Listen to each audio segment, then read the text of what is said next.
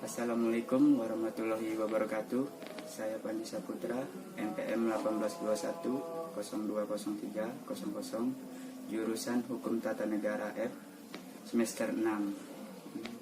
Di sini saya akan menjawab soal UTS mata kuliah Sistem Politik dan Ketatanegaraan Islam. Dosen pengampu yaitu Bapak Agus Deprianto, MAG. Oke, langsung saja. Pertanyaan pertama, jelaskan ruang lingkup berbagai aspek kajian sistem politik dan ketatanegaraan dalam Islam. Secara istilah, politik Islam adalah pengurus kemaslahatan untuk umat sesuai dengan syarat. Nah, pengertian siasa lainnya oleh Ibnu Aqil sebagaimana yang dikutip oleh Ibnu Qasim, politik Islam adalah syarat perbuatan yang membawa manusia dekat dengan kemaslahatan dan lebih jauh dari kemaslahatan, sekalipun Rasulullah tidak menetapkannya. Dan menurut Abdul Hamid Al-Ghazali, politik memiliki makna sebagai pemerintah dan menjalankan negara. Kemudian dalam ruang lingkup berbagai aspek kajian sistem politik dan ketatanegaraan Islam tersendiri secara garis besar bahwa objek pembahasan sistem politik Islam meliputi siasah dusturia, yaitu dalam fikih modern disebut dengan hukum tata negara, merupakan hubungan antara pimpinan di suatu pihak dengan pihaknya ke pihak lain dan kelembagaan-lembagaan yang ada di dalam masyarakatnya. Kemudian ada siasah dauliyah, yaitu biasa disebut dengan hukum internasional atau hukum dalam hubungan antar masyarakat. Selanjutnya ada siasah maliyah, yaitu yang mengatur tentang pemasukan, pengelolaan, dan pengeluaran keuangan milik negara. Beberapa hal yang berkaitan dengan siasah dusturia antara lain yaitu persoalan imamah, hak dan kewajibannya. Kemudian ada persoalan rakyat, yaitu status, hak dan kewajibannya. Persoalan baiat, yaitu sumpah setia. Kemudian ada persoalan waliul ahdi, yaitu pimpinan atau khalifah. Kemudian ada persoalan peradilan rakyat, ahlul halil wal ahdi, dan wizra atau kementerian pembagiannya. Sedangkan dasar-dasar siasah dauliyah antara lain mewujudkan suatu kesatuan umat manusia, mewujudkan keadilan, kemudian ada menghargai kebersamaan, menghargai kehormatan manusia, mengembangkan toleransi, mewujudkan kerjasama kemanusiaan, menghargai kebebasan atau kemerdekaan, dan mewujudkan perilaku moral yang baik. Kemudian adapun orientasi masalah berkaitan dengan penentuan situasi damai atau perang, peraturan sifat darurat kolektif. Kemudian ada perlakuan terhadap tawanan, kewajiban suatu negara terhadap negara lain, antara perjanjian internasional dan pelaksanaan peperangan. Kemudian ada siasah maliyah, meliputi seperti prinsip-prinsip pemilikan harta, tanggung jawab sosial dalam masalah harta, pembahasan zakat, infak, sedekah dan zakat, jia, ganimah. Kemudian ada aturan dalam eksploitasi sumber daya alam. Kemudian pertanyaan nomor 2 yaitu jelaskan signifikasi dan tujuan sistem politik dan ketatanegaraan dalam Islam, serta mendeskripsikan perkembangan politik dan ketatanegaraan dalam Islam sejak zaman Rasulullah SAW. Al-Quran sebagai rujukan rukun Islam tidak saja berperan sebagai undang-undang perilaku keagamaan, tetapi lebih spesifik lagi, kitab suci itu merupakan hukum dasar tertinggi, di mana sistem politik Islam yang dapat mengatur hidup masyarakat dan negara sesuai dengan prinsip keajaran yang terdapat dalam Al-Quran, yaitu keadilan, musyawarah, bersamaan, seperti yang ada di Al-Sunnah, Ijma, dan Qiyas. Karena secara fitrah manusia secara John Qualificon secara implicit, banyak ayat Al-Quran menerangkan tentang dasar-dasar hukum politik Islam. Ada beberapa ayat menerangkan tentang signifikasi memelihara kemaslahatan dan tindakan preventif yang dapat merusak eksistensi umat dan beberapa negara. Sebagai konsekuensi tersebut, Islam membutuhkan institusi politik yang dapat mengendalikan dan menerbitkan kondisi sosial untuk menciptakan stabilitas kehidupan umat, di mana politik Islam merupakan usaha manusia untuk bersama memenuhi kebutuhan dan mempertahankan kehidupan dari gangguan dari dalam maupun dari luar.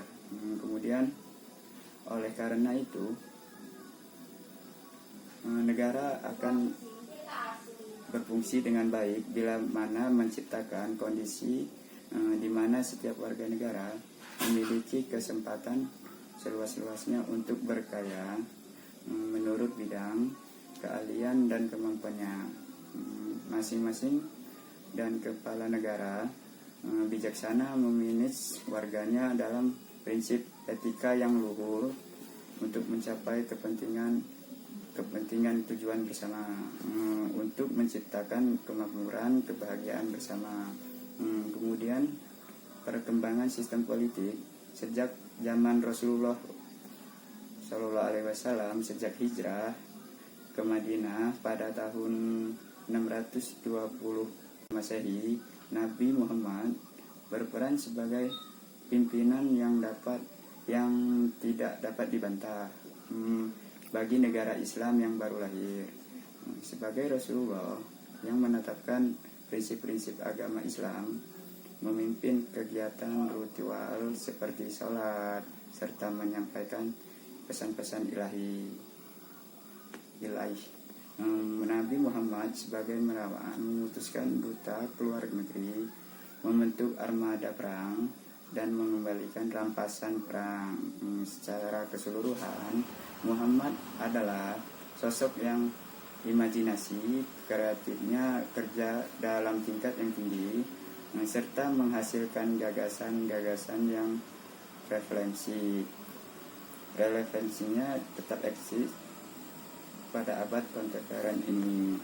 Ketika Rasulullah memegang kemerdekaan Arab dalam waktu itu, singkatnya beliau mampu menjadikan negara Arab sebagai raksasa yang menguasai wilayah Timur Tengah, di mana keberhasilan negara mampu menenggelamkan negara-negara yang lebih dulu memiliki peradaban tinggi dan telah dibangun beberapa generasi, seperti Babilonia, Mesir, Persia, Romawi, India, dan Yaman dan Cina.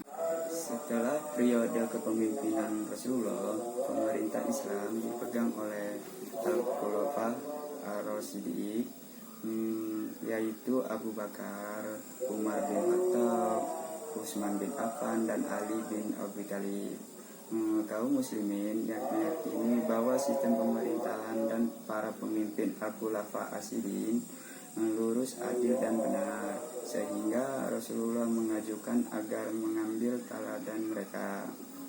Al-Quran tidak menyatakan secara eksplisit bagaimana sistem politik itu muncul, tetapi menegaskan bahwa kekuasaan politik dijanjikan kepada orang-orang beriman, beramal, dan soleh, Ini berarti kekuasaan politik berkait dengan dua faktor tersebut. Pada sisi lain, ada juga terkait dengan ruang waktu.